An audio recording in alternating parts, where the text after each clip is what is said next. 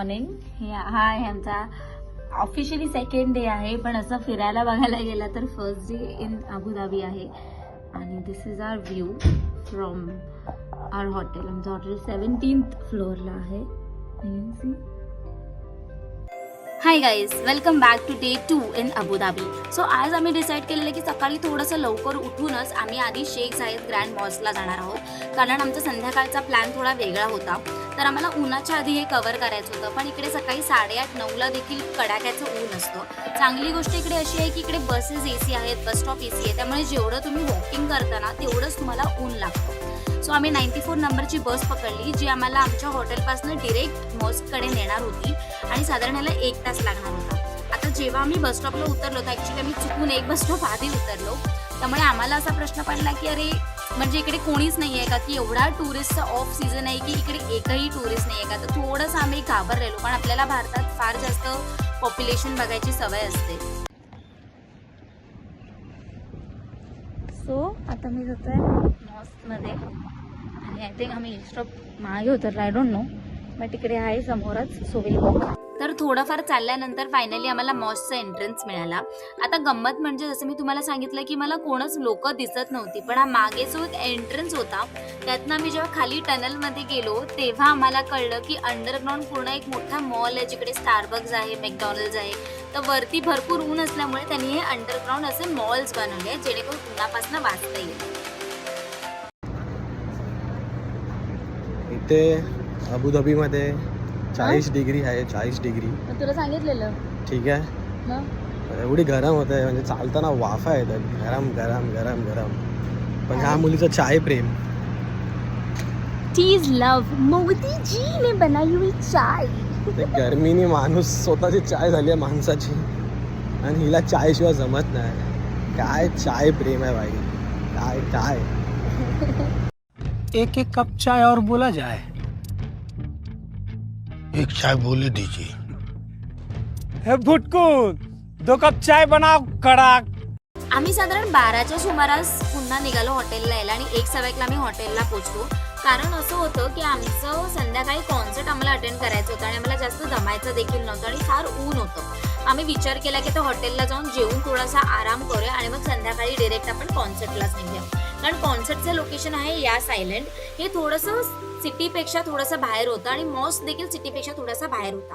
आता आमच्या हॉटेलचं नाव होतं नोवेल हॉटेल सिटी सेंटर, आणि जसं नाव आहे तसंच हॉटेल हे एकदम सिटीच्या मधोमध होतं. त्यामुळे आमच्या आजूबाजूला 3 ते 4 बस स्टॉप्स होते, प्लस सगळे सुपर मार्केट्स बाजूला होते. त्यामुळे जर इम्पॉर्टंट काही गोष्टी घ्यायच्या असतील त्या बाजूला होत्या.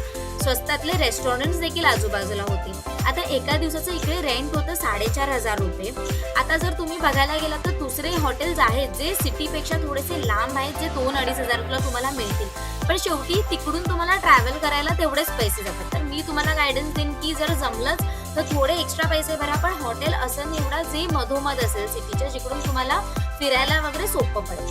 त्यानंतर आम्ही थोडं हॉटेलमध्ये गेलो, फ्रेश झालो, आराम केला आणि मग बाजूलाच एक फिलिपाईन्स रेस्टॉरंट होतं, तिकडे जाऊन आम्ही जेवलो. तिकडे आम्ही राईस खाल्ला, एवढा खास नव्हता बट ठीक आहे, चांगला होता. सो आम्ही आता आलो आहोत या सायलंडमध्ये. का बरं कुठे काय आलं म्हणजे ऑफकोर्स आताचं कॉन्सर्ट आहे. आता 1 तास, एक नाही ॲक्च्युली टाईम आहे अजून, 1 तासाने फक्त गेट्स ओपन होणार आहे त्याच्यानंतर. So this is my look, म्हणजे मी फुल दाखवेनच. But now we are walking. आम्ही बसमधनं जस्ट उतरलो. 15 मिनिट्सचं वॉक आहे आणि मग 15 मिनिट्सचे वॉक नंतर will reach at the venue. So या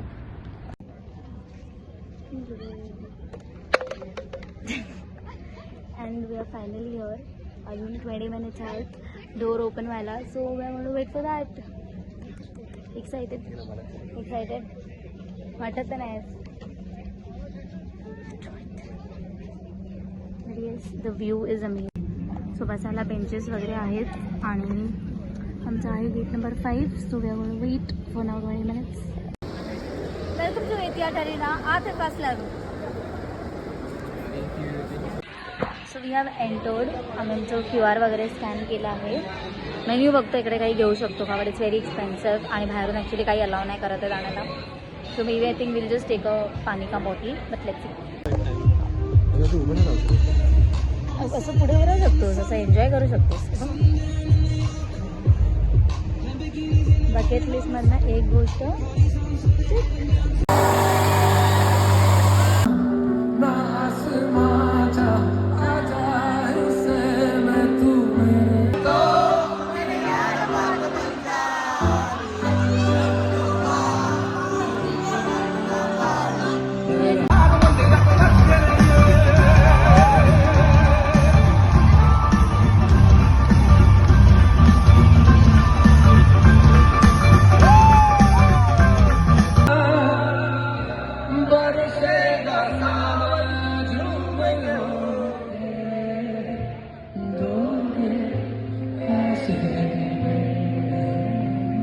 तर 1 वाजता कॉन्सर्ट संपलं. मी 12 वर्षाची असल्यापासून आतिफ असलमची फॅन आहे, त्यामुळे त्यातला लाईव्ह बघणं हे माझं एक स्वप्नच होतं, जे माझं त्या दिवशी पूर्ण झालं.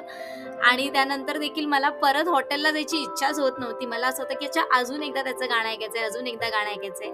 पण ठीक आहे. त्यानंतर आम्ही कॅब पकडली आणि 2 वाजता आम्ही हॉटेलला आलो. आम्हाला आता काही भेटलं नाही रेस्टॉरंट, कारण आता ऑलमोस्ट 2 वाजले तिकडचे. आम्ही इकडच्या सुपर मार्केटकडनं हे हॉट कप नूडल्स आणले आहेत, which I will going to eat. आणि आम्ही झोपणार आहोत. उद्या आम्ही जाणार आहोत दुबईला. So don't forget to watch a vlog for tomorrow which is to Dubai. Bye bye. Habibi, come to Dubai.